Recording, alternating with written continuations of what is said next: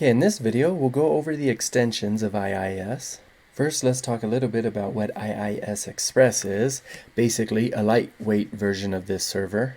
It's available as a standalone freeware server and may be installed on Windows XP with Service Pack 3. Iis 7.5 Express supports only the HTTP and HTTPS protocols. It is portable, stores its configurations on a per-user basis, does not require administrative privileges, and attempts to avoid conflicting with existing web servers on the same machine.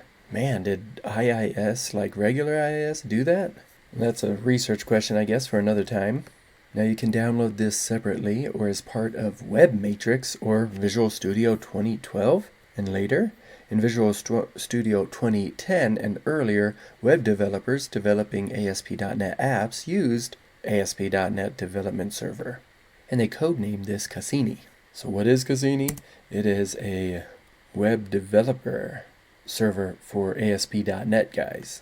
And this is interesting. It says by default Iis Express only serves local traffic. So I wonder if this is a speed bump or just something for developers to use to test out their applications.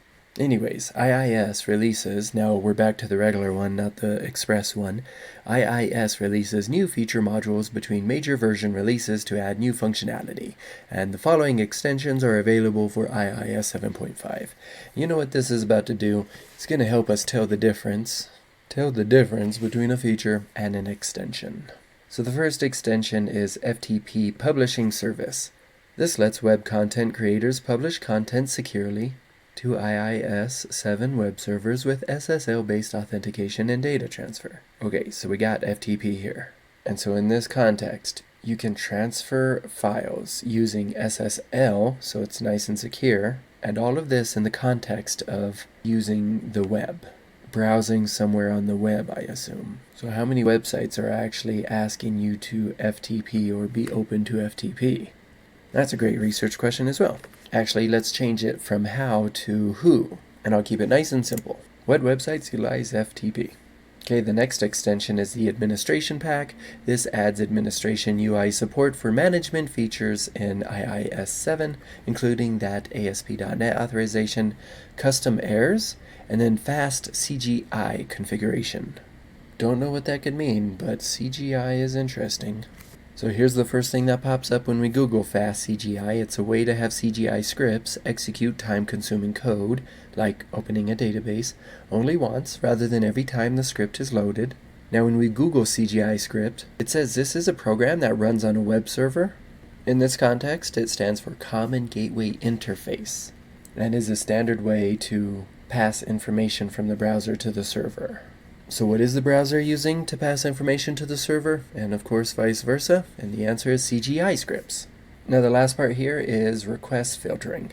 So basically it looks like there's 4 things that come with the administration pack. Our following extension is the application request routing. This provides a proxy-based routing module that forwards HTTP requests to content servers based on HTTP headers, server variables, and load balance algorithms. So I wonder why they call it application request routing. I think they should call it application proxy routing. APR is an acronym I don't know of anyone using. I mean, there is ARP, but long story short, this is creating a proxy. So I ask, what extension creates a proxy to forward HTTP requests? The answer is the application request routing extension. Now we're to the database manager. This allows easy management of local and remote databases from within the Iis manager, so nothing fancy there.